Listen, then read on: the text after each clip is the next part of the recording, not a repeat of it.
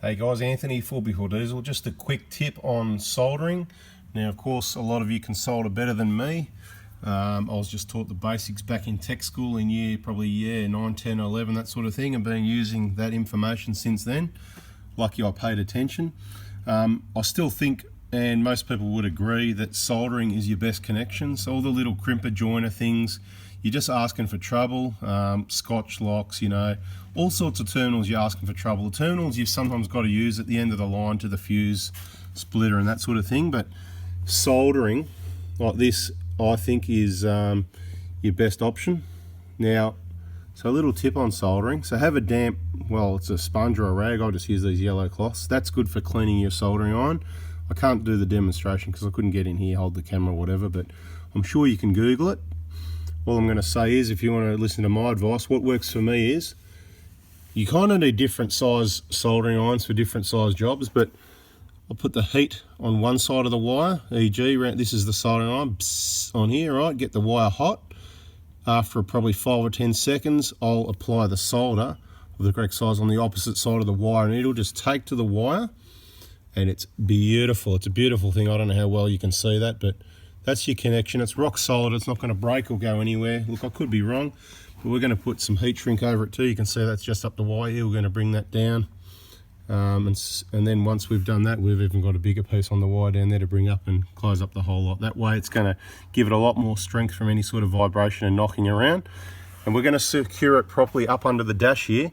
We're not going to leave it hanging around your feet and all these untidy jobs I see on Pradas that come into the workshop. It just needs to be nice and neat. Everything needs to be secured so wires aren't rubbing.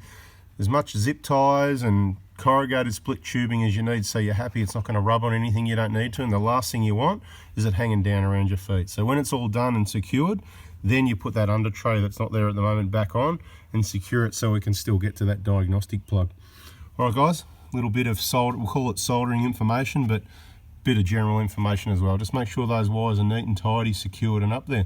This is, oh, if you wanted to know, this is just the, so that's got a double USB and a voltmeter that I've put in there. And we've got another one over there, just a single USB, trying a couple of different ones. That was nearly 50 bucks, very expensive for what it is. This was $11. Let's see how they go. So we've got two wires coming down, one had a fuse on it, one didn't. Doesn't matter, we've joined them all together, and the wire that's going out through the grommet to the battery is going to have a fuse on it anyway, so it's all good. And if we need any other power inside the car here, we may just come back to this joint here and add to it, you know what I mean? Because like I said, I prefer soldering instead of expensive little boxes that you've got to mount somewhere, you know, and more connections, crimping that isn't as reliable is the nice strong solder we got here. Hope that helps, guys. See ya. So this is what I use to shrink the heat shrink. It's just a little, just uses a cigarette lighter, a bit dodgy. So if you're commercial, I'm sure you've got something better, but other than that, that's the product. It's like less than 20 bucks. And then you can see the heat shrink. So we've got two layers. What I actually did, maybe overkill, maybe not, but I put heat shrink on the positive and then separate on the negative.